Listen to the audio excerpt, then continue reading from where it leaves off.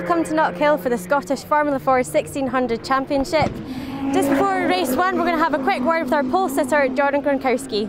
Jordan, well done on grabbing pole position there. How's your season going so far? It's been kind of a mixed bag. In the first race we were quick, and then the car broke in the first race, so it was a bit of a damage limitation after that. And then the second race on the reverse direction, we never really got the sweet spot of the car, so we were kind of in the mid-pack.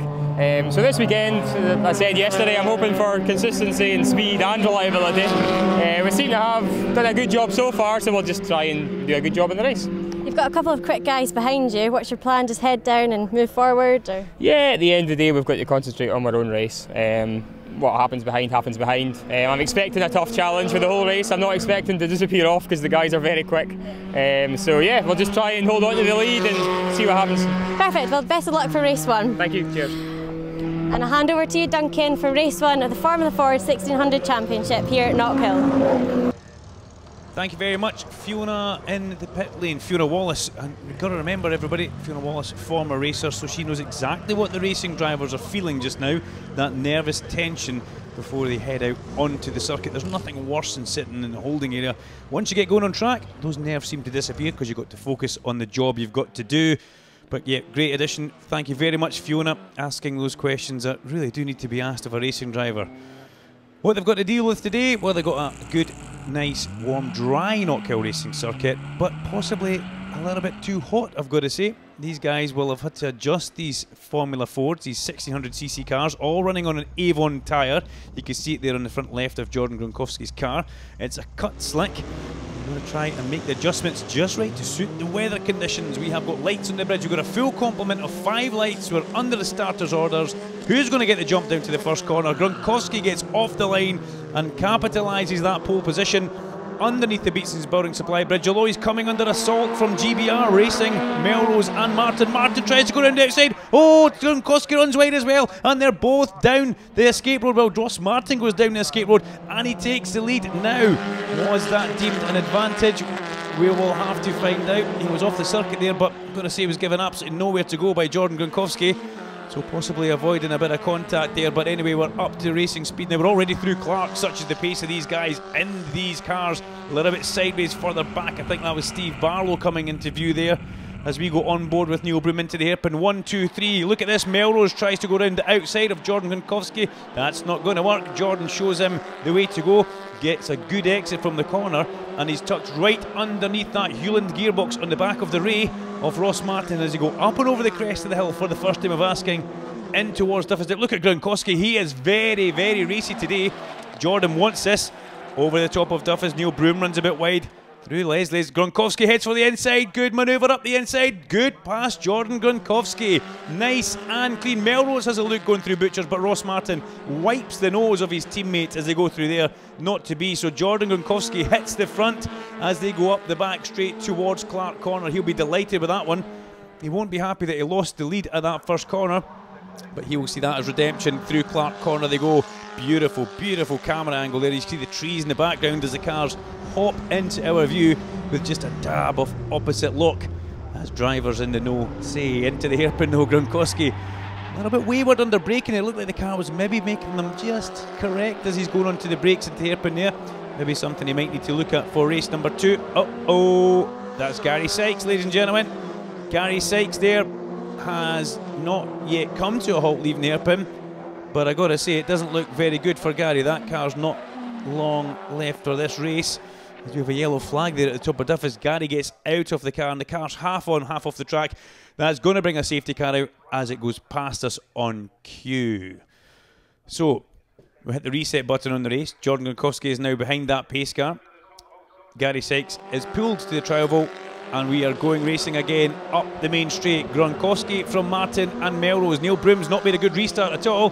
He's been caught with his trousers well and truly below his knees there, and he's left a big gap between him and Seb Melrose. He's going to have to try and get back with that. James Clark on the back of him, then Matthew Chisholm, Steve Barlow, and is that fair? Fraser Gray. We'll come back to that one later on because the action's happening all at the front just now over the crest of the chicane. Once again, John Gronkowski is starting to put a little bit of time into these 3 Rays behind him. The Van Diemen leads the way. or the GL car as it's now called, biased as John Lobel, as they come round towards the hairpin. Neil Broom trying to pick up some sort of tow, some sort of slipstream from Seb Melrose in front, but not able to do that. Up the straight they go. Now Ross Martin looks like he's made a little bit of time in this last half of the lap. Seems to be closing up onto the back of Jordan Gronkowski now as they go once again into toughest step. Whoa, Ross Martin puts a wheel on the grass there, given no room by Jordan Gronkowski. These guys are absolutely hammer and tongs, giving each other no room on that track. Ross Martin then hits the sausage curb as he goes through McIntyre's, and look at Seb Melrose all underneath the back of that gearbox. That flustered Ross Martin just a little bit there. Fastest part of the main straight. Not the fastest part of the course, but the fastest part of that main straight, and he's getting shown the grass by Jordan Gronkowski. This is hard racing, that's what it is, as Steve Barlow grinds to halt at the exit of the chicane. And look at this now, Jordan Gronkowski really has had a flyer of a lap here as he comes into the hairpin. The two rays of Martin and Melrose, and Broom. Let's put Broom in that as well. Neil Broom in that grey car. Battleship grey, Neil? Maybe, yeah, we'll go with that. Up the main straight, these guys all locked together. Now Jordan Gronkowski needs to use this advantage he has. He needs to try and get these three guys battling behind them so he can have some sort of advantage towards the end of this race as they come into turn 3. McIntyre's at Knockhill. Beautiful sunny weather here. If anything though, track temperature maybe that little bit too hot. Not something you hear very often coming from Knockhill Racing Circuit, but it is today. We've all got the sun cream on. We're up the back straight. Watch this. Interview 1, 2, 3, 4. Oh, Neil Broom, big slide. Chisholm and Clark both come through as well. And look at that. Look in the rear view mirror. You can just see the wing mirror there. You can actually see the guys battling away behind Jordan Gronkowski. That's a fabulous camera view. And really, they've put that together very well as Gronkowski leads through the hairpin from Ross Martin. The laps are ticking down. It's going to be now or never for Ross Martin. Again, he gets a good toe up the main straight. He pops out left, right. He has a little look again. Oh, he almost loses the back of the car. Going over the hump there. Something happened to Jordan Gronkowski. Something happened. Did Gronkowski miss a gear there? That was probably what caused Ross Martin to swerve so violently on the main straight there. Yep, Gronkowski's back up to main speed, I should say, or top speed. But that was something that was incredibly scary. Gronkowski misses a gear at the point where you need to grab a gear because the guys behind you are so close. Jordan will be kicking himself now. Let's see what the comeback drive can look like, Jordan. Round towards the apron, can you dispatch with Seb Melrose straight away? Or is it going to take a little bit longer? Into the hairpin, onto the brakes, down the gears. You change gear with the right hand, unlike your normal road car. Down he goes, and Gronkowski all over the back of Seb Melrose. Seb now looks like he's trying to consolidate this position, or control it if anything. Ross Martin looks like he's checking out as we go over the crest of the hill. Great onboard shots from Neil Broom here as Melrose once again defends from Gronkowski as they go over the crest of the hill through Leslie's. Gronkowski tries his favourite manoeuvre. He's up there and series along. He's through. There's contact and off goes Melrose, and Gronkowski bang into the air fencing. Jordan Gronkowski and Sebastian Melrose into the gravel trap at the exit of turn 3 there, and that is going to be an absolute disaster for both those men because that looked like both cars did sustain damage in that, and there's not... Oh, he's an unhappy man. Jordan Gronkowski throws the gloves at the ground, but there's not long to the second race, so that's something that they're going to have to keep their eyes on. They're going to have to try and get these cars back and rebuilt as quickly as they can. And there's that awkward conversation between two guys standing on the banking, talking about what just happened. So the safety car is out. And now, are they going to bring this one to a halt, or are they going to keep them under safety car? Because there is one lap left in the race as they go past the turn workers, working away at the side of the track there. You can see the distance now between the two drivers on the banking there. Jordan Gronkowski won't be happy with that one. But let's hand down to Fiona for some post-race analysis. Ross, 5 out of 5. You're going to keep doing that all season? Yeah, I'm going to give it a go. I mean, Jordan and Seb are right there with me, you know, in the gearboxes, but you know, you've got to take every race as it comes. I mean, it was very interesting there at the start. I was leading, and then a lap later I'm in second and defending second. So I think I've just got to come as it comes, and I mean, I think I can battle my way through to more wins this season. But yeah, I think 5 out of 5 is not a bad start to the year, and I think hopefully try and make it 6 in the next one. Good. It's hot today. Are the tyres quite sticky? Yeah, I think we're trying to manage temperatures with the car more. I think the tyres can withstand this heat, but it's just the car. It's getting a wee bit overheat with the radiators, but I think we're kind of trying to manage it. You know, it helps with the safety car being out there, but we don't always want a safety car. So yeah, I'm just trying to manage that, and I think myself, so I'm getting okay. Perfect. Well, thanks very much, and best of luck for race 2. Thank you.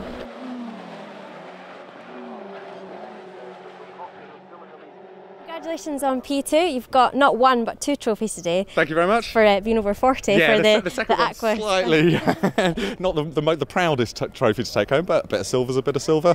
So happy to go home, yeah. And how was that race for you? Yeah, good. I was all over the back of Seb for the whole race. Just it's a hot enough day as it is without having an exhaust in your face for 10 laps or whatever it was. But yeah, I think I had the legs on him. So we'll see what happens in race 2. I was sort of a bit disappointed that the safety car came out at the very end there, because I wasn't far off the pace of Ross, and one little mistake that could have been the top step. So yeah, we'll see what happens in race 2. Have you got any tactics for race 2? Just same again. Just pad up the inside chassis legs a bit, because I am absolutely bruised to pieces. That might focus the mind a little better, but otherwise just more of the same. Perfect. Well, best of luck for race 2. Thanks very much. Thank you. Take care. And over to you, Duncan, for race 2 of the Formula Forest Championship here at Knockhill.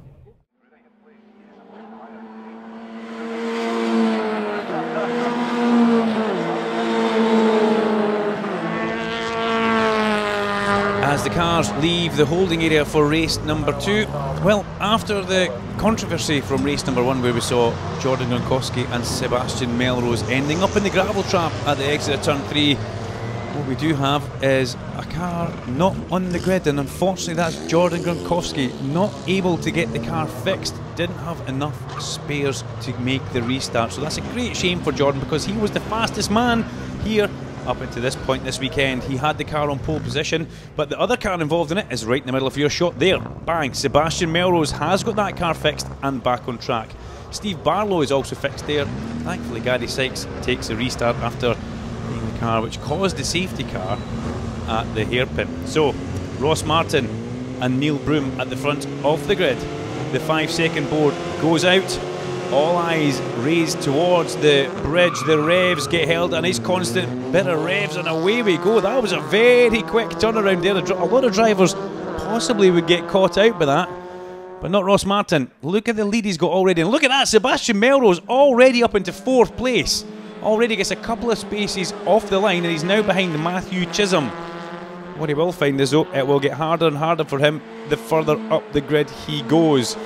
As the guys come through the chicane there, Neil Broom already sliding the back of that Ray about as he comes through the chicane. We don't want to punish the tyres too early on in the race, because that is going to make your race very long and possibly not enjoyable. As we look back towards Matt Chisholm, who is defending right now from Sebastian Melrose. Melrose goes to the inside. Wow, Seb, that's a power move. And he makes it stick. It's clean, it's good. Has he got a good exit from the corner, or is Chisholm going to come back up alongside him? No, he's not. Good move, Melrose. Up the inside. There wasn't a lot of room there to get that Ray through, but he managed to get through on the inside and get it stopped. As we see Duff's dip. Wow, look how quick that is. And it's ultra smooth now. There used to be a bad bump right at the apex of the corner. These cars really felt that bump, but that bump's now gone. So are they attacking it that little bit faster? Probably yes. Are they struggling today though in the heat? Yes, they are. The track temperature right now up in the high 40s, 42 degrees. That is starting to get to the point you can actually see the heat haze in the background there. So is that dust from the racetrack, or is that dust coming from somewhere else?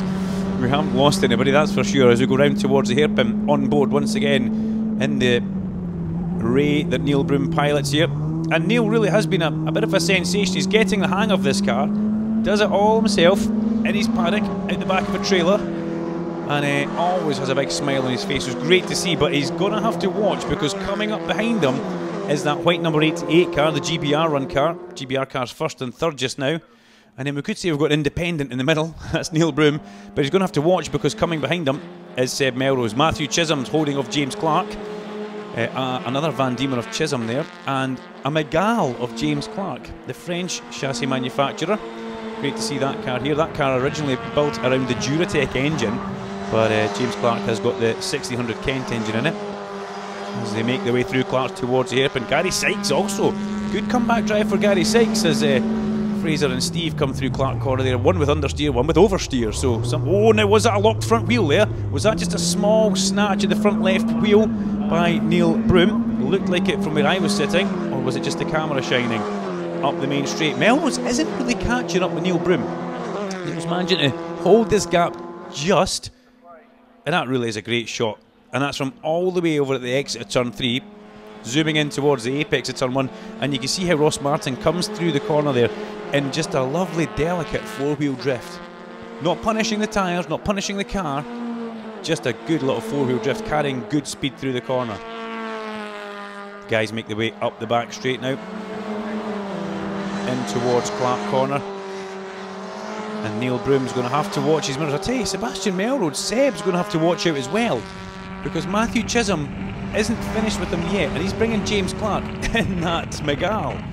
As we look back just now, there's a bigger gap between Broom and Melrose than there is from Melrose back. So Neil Broom comes through, Knockhill, Actual Hill in the background there, and blue sky sunshine here, and very high track temperatures and air temperatures as well, which will ultimately be how the cars actually perform engine wise, not just chassis wise. Up the main straight we go, clicking off the laps. Leaders through turn 3 already, as the next set of guys come through. Second place in 3rd, 4th and 5th, with Gary Sykes in 6th place just now, on a bit of a comeback drive as well. Gary, who said to me during testing yesterday, loving this so much, just delighted that I'm actually ticking this off my bucket list. It's something I've always wanted to do, and he's a great addition to the championship and that GBR team. Here he goes through the shot there. The lovely retro helmet, white helmet with a tartan band around it. Very nice to see that. As we come in towards the hairpin with Neil Broom just now. And Neil's going to be happy with how his race is going, for sure. He'll be absolutely delighted, because this is what he wants. He wants us to be working out just perfectly for him. He's holding off Sebastian Melrose just now, but Seb's starting to get his teeth into the back of him. So things are maybe going to start happening here for that battle for second place. As we see, look at this now, Melrose all over the back, just in this last lap, defending in towards turn 3 goes Neil Broom. And that basically slows Neil through the corner, and it slows Seb, and it brings the other 2 guys into play as well, Chisholm and Clark. So we've got a 4-car battle now for 3rd place, and this is by far and away the best showing we've seen from James Clark in that Miguel. He really has got it together, and maybe the Miguel working very well in the heat. Liking Knockhill being a French car, it's probably built around high temperatures. Let's gloss over that as we go back on board with Neil Broom now. Look at that, Seb all over the back of him as they go through the apex of the hairpin, and in turn Chisholm all over the back of Melrose, and Clark over the back of Chisholm. With no worries in his head right now, Ross Martin, all he's got to do is concentrate and focus towards the end of this race. As down towards Duffus Dip to go. Look at that, Neil Broom defends from Seb Melrose, but it's fair, very fair but defending there, but Melrose starting to get a little bit impatient with this one, would imagine, as they come in towards McIntyre's once again. Melrose tries to cut back underneath him through the apex of the corner, but it just didn't look like the front of that Ray wanted to hook up there. Possibly tyres past their best at this point, and that initial turning just wasn't going to be there as they come through Clark's. All these cars now really at the edge of adhesion. The tyres will be past their best, and they're going to start struggling towards the end of the race, which is coming close and quickly to us.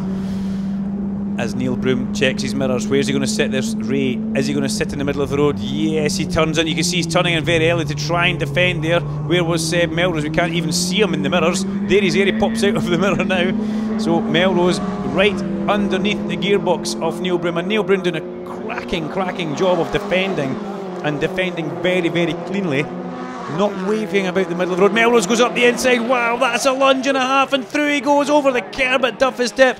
Good grief, and Neil Broom, he gets caught unaware. Chisholm's gone past. Has James Clark got past as well?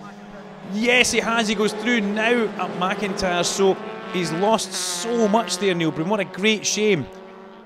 Big, forceful move by Sebastian Melrose going in towards turn 1 Duffus Dip there, and that's going to get Neil Broom nice and angry. He's already trying to go back underneath James Clark, but he can't do it. The car washes wide. Oh, he's got a wheel or two in the gravel, and this is just going from bad to worse from him. He's looking in his mirrors. Where's Gary Sykes? Is Gary Sykes going to go past him now, or has he got enough of an advantage over Gary Sykes to not have to worry about that? No, Gary Sykes gets past and steals it on the brakes at the hairpin from Neil Broom, so it's gone from second place. Neil Broom now finds himself all the way down in 7th place as they come over the line now, as Ross Martin again shows his flamboyant style of almost backing it in to Duffus Dip there through the apex of the corner.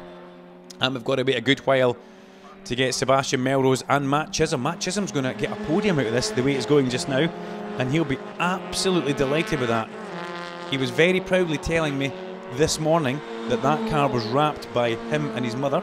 They put a vinyl wrap on it all by themselves. And after qualifying, well, I think we're all just amazed it stayed on. Wow, James Clark there, very sideways. Oh, and there's both guys running wide there. That was Gary Sykes, hot into the corner and chased by Neil Broom. So what have you got left in you, Broomy? Have you got enough to try and get past here? You're on the outside into the hairpin. You're going to try and brake, cut across the nose if you can. No, Gary Sykes holds that one. Neil Broom tries to go back underneath him. Gary Sykes defends on the exit of the corner. Great little battle this between these two drivers. Gary Sykes holds off Neil Broom. Neil Broom, I've got to say, nothing against Gary, by far and away the more experienced on track right now and has more speed by the looks of it in that car, but he's got to try and get by as Barlow and Gray go through our shot. We wait for the battling. Now, was that Neil Broom ahead of Gary Sykes in the top of our shot? Camera's not following it just now, but it did look like there could have been a change for position there. Second, third, fourth. Yes, Neil Broom, he has got ahead of Gary Sykes now. He would have done that on the main straight going in towards Duffy's Dip. So he will be delighted with that one. As through Clark Corner he comes now. Oh, Gary Sykes, did you hold that or have you ended in the gravel on the inside? Only time will tell, but you can see the skid mark still on the track there. A massive big hunk of apex curb. And I believe he actually kept that going. We'll soon find out. Yes, he comes into the hairpin behind Neil Broom. Wow, that was pretty special. It's a shame we don't have an onboard camera for Gary Sykes, because the view from that would have been all arms and wrists and fingers flying about the cockpit trying to save that one. But fair play to Gary Sykes. Just shows you the tyres now well and truly past their best, ladies and gentlemen. These guys slithering about on what will feel like cubes of jelly, which I've never done myself, but I'm pretty sure it won't be very nice. Ross Martin still leads the race. He is a comfortable 5-6 seconds ahead now of these guys. Melrose in second place from Matt Chisholm, who has got next to nothing over him and James Clark. Also, then Neil Broom has pulled away a bit from Gary Sykes now as they head towards the hairpin. Ross Martin crosses the line, and you can see just how much of a gap that young man has got. He won the first race, and it's looking pretty good and handy for him to win this second race, and that will make it 5 out of 5 for Ross Martin. He will be absolutely over the moon with that. In fact, did he not do 5 out of 5? This will be 6 out of 6, won't it? Either way, Ross Martin will be delighted with that one. I wonder if he's on a win bonus from his dad. If he is, the coffers jar will be getting bigger and bigger with every race meeting as we follow second, third and fourth through Clark Corner with the heat haze flickering away in the background. Neil Broom and Gary Sykes. Gary Sykes much more in control that time coming through, thankfully very much. But here he comes up towards the checker flag. It has been an absolute faultless drive from Ross Martin. Grant Humble waves the checker flag. Ross Martin takes victory and punches the air. Second place, barring a disaster, is going to go to Seb Melrose. Third to Matt Chisholm on the podium. And fourth to James Clark. The rest of the guys come through, and let's hand down to Fee in the pit lane for some analysis. So Peter said you must be happy about that after your DNF in race 1. Yeah, I am happy about that. I didn't think I'd maybe get, I knew I'd kind of maybe get on the podium, but it would have to be hard work, and I put the work in P2, that's what I came away with, so it was good. Good. And how are the tyres handling in this heat? Well, actually, this heat, it makes it quite slippy. Just the tarmac and tyres obviously get so hot. I don't know what happens, but it gets slippy out there. So no, a couple of times got a wee bit loose, but nothing to it at hand. Good. And you like a bit of sideways action, don't you? You're instructed here at Not Kill. Oh yeah, of course. I always impress everyone with the rally, and it's my chat up line, going sideways. So no, it was a good race. It was interesting. I didn't know if I'd be able to, hold everyone back. Because as soon as I went over turn 1, actually in the first lap, I hit the curb and it knocked my tracking out. So I was steering along the straights sideways. So yeah, it was interesting, and I'm happy to just come away with a trophy at least. That's good. Well done, and look forward to seeing you at the next round. Thank you very much. Thank you. So that concludes the racing here today for the Scottish Falling Forward 1600 Championship. We'll see you at the next round in August. If you liked that video, give a like, give a comment, and click on my car to subscribe.